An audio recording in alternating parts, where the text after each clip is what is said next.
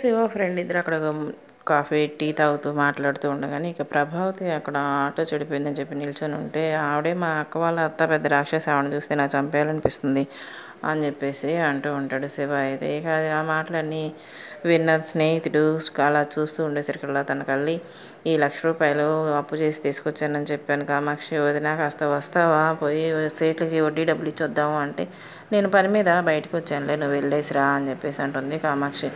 అలాగా సరేలే, నీకు తప్పినా నాకు తప్పదుగా అని చెప్పేసి అంటూ ఇక ప్రభావతి అయితే మాత్రం నడుచుకుంటూ వెళ్తూ ఉంటుంది. అన్నయ్యకి ఏం చెప్పామంటే మనోజ్ పెళ్ళికి అప్పు తెచ్చానని చెప్పానులే అని చెప్పేసి అంటుంది. ఇక అదే చనువుగా శివ ఫ్రెండ్ అయితే మాత్రం ఇప్పుడు ఆ ₹1,00,000 నువ్వు దొంగతనం చేసావనే కదరా ఆమె నిన్ను దొంగ అన్నది, ఇప్పుడు కరెక్ట్గా దొరికింది నీకు, ఇప్పుడు తప్పించుకోవడానికి కుదరదు, ఆమెను ఎలా అయినా సరే దెబ్బ కొట్టాలి అంటే ఇది మంచి అవకాశం, ఇప్పుడు ఆ ₹1,00,000 మనం దొంగతనంగా తీసుకొని వెళ్ళాము అని చెప్పేసి అంటే ఆమె లవ్వదివ్వ అంటుంది ఇంట్లో వాళ్ళకి, ఆమె దొంగలాగా దొరికిపోతుంది అని చెప్పేసి అంటాడు. ఇప్పటికే దొంగ దొంగ అని ముద్రేశారు, ఇప్పుడు దొరికానంటే మామూలుగా ఉండదు, ఇక దొంగ అని జీవితాంతం ముద్రేసేస్తానరా, నా కుటుంబానికి నేను ఫేస్ చేయలేను అంటే నువ్వు దొరుకుతావని చెప్పి ఎవరన్నారు, హెల్మెట్ పెట్టుకెళ్దాం అని చెప్పేసి అంటూ ఇద్దరు కలిసి బండి మీద వెళ్తూ ప్రభావతి చేతిలో హ్యాండ్ బ్యాగ్ అయితే లాక్కుంటారు. హ్యాండ్ బ్యాగ్లో ఉన్న డబ్బులు తీసేసుకొని హ్యాండ్ బ్యాగ్ అయితే అక్కడ ఇసిరేసి వెళ్ళిపోతారు.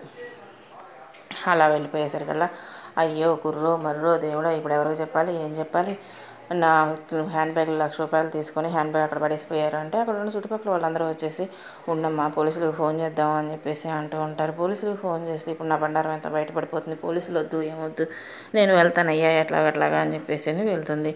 సీటు దగ్గరికి వెళ్ళేసి ఇక అన్నయ్య అని పిలుస్తుంది ఎంతో ప్రేమగా. అన్నయ్య అని పిలిస్తే ఎవరినమ్మా అంటే నిన్నే అన్నయ్య, నిన్ను కాక ఎవరిని పిలుస్తాను, ఎప్పటి నుంచో నిన్ను అన్నయ్య అని పిలుద్దాం అనుకుంటున్నాను, కుదరట్లేదు, మొన్న రాఖీ పండగ కూడా రాఖీ తీసుకుని వద్దామని ప్రయత్నం చేశాను కానీ కుదరలేదు అన్నయ్య అని చెప్పేసి అంటే రా మరా నీకు ఎన్ని రాఖీలు కావాలంటే అన్ని రాఖీలు కట్టుకో అని చెప్పేసి అంటాడు. చూశాను అన్నయ్య బజార్లో ఒక్క రాఖీ కూడా దొరకలేదు, అందుకనే వచ్చేసానంటే సరే రాఖీ కట్టకపోతే కట్టపోయావు కానీ వడ్డీ డబ్బులు ఇవ్వమ్మా అని చెప్పేసి అంటాడు. సేట్ అయితే మాత్రం వడ్డీ డబ్బులు బండి మీద ఎవరో దొంగ మీదలో వచ్చి లాక్కొని వెళ్ళారన్నయ్య, హ్యాండ్ బ్యాగ్లో డబ్బులు తీసుకుని హ్యాండ్ బ్యాగ్ అక్కడ పడేసి వెళ్ళిపోయారు అన్నయ్య, ఇప్పుడు నేను ఏం చేయను అన్నయ్య అని చెప్పేసి అంటంతో ఇలాంటి కుంటి సాకులు ఇంకెన్ని రోజులు చెప్తావమ్మా అని చెప్పేసి లావణ్య వచ్చి ఏమైనా తీసుకెళ్ళి అక్కడ గదిలో పడేయమ్మా అంటంతో అయ్యో రామ, వడ్డీ డబ్బులు ఇవ్వకపోతే ఎవరైనా ఇంటిని జప్పు చేస్తారు, లేకపోతే వేలం పట్టేస్తారు, ఇదేంటి నన్ను తీసిపోయి గదిలో వేస్తున్నారు అని చెప్పేసి అంటూ కేకలు పెడుతూ ఉంటుంది. ఇక అదే సమయానికి మీనా బాలు కారులో వస్తున్నాక ఇక బాలుకి బడే తగులుతుంటే బడే తగిలింది నాకు, నేను వెళ్ళాలి అర్జెంటుగా, మీ అమ్మ వాళ్ళని చూస్తుంటే నాకు చాలా జాలేస్తుంది అని చెప్పేసి అంటే వాళ్ళు ఏదో మాట్లాడుకుంటూ వస్తూ పర్లేదులేండి నేను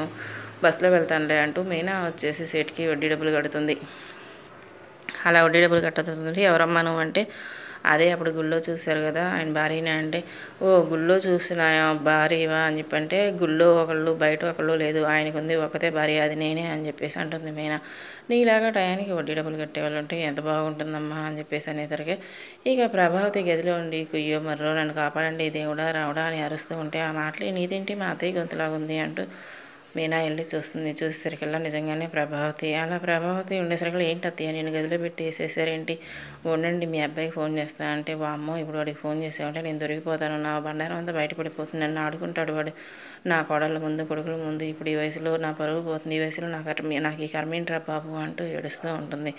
ఇక మీనా అయితే మాత్రం బాలుకి అలాగే వాళ్ళ మామయ్యకి అందరికీ ఫోన్ చేసి పిలుస్తుంది. ఇంట్లో వాళ్ళకి తెలియకుండా లక్షలు అప్పు తీసుకుంది, ముందు 10 లక్షలు తీసుకుంది, తర్వాత 7 లక్షలు తీసుకుంది, ఇప్పుడు వడ్డీ కట్టమంటే కట్టట్లేదు అని చెప్పినసరికల్లా ఇక అక్కడే వాళ్ళ ఆయన సత్యం కొట్టబోతూ ఉంటాడు. మామయ్య అంటూ మీనా అడ్డుపడుతుంది. వాడు 40 లక్షలు తీసిపోయి యాగం చేశాడు అనుకుంటే ఈలోగా నువ్వు మళ్ళీ 17 లక్షలు అప్పెందుకు చేసావు అని చెప్పేసి చాలా కోపడతాడు సత్యం అయితే మాత్రం.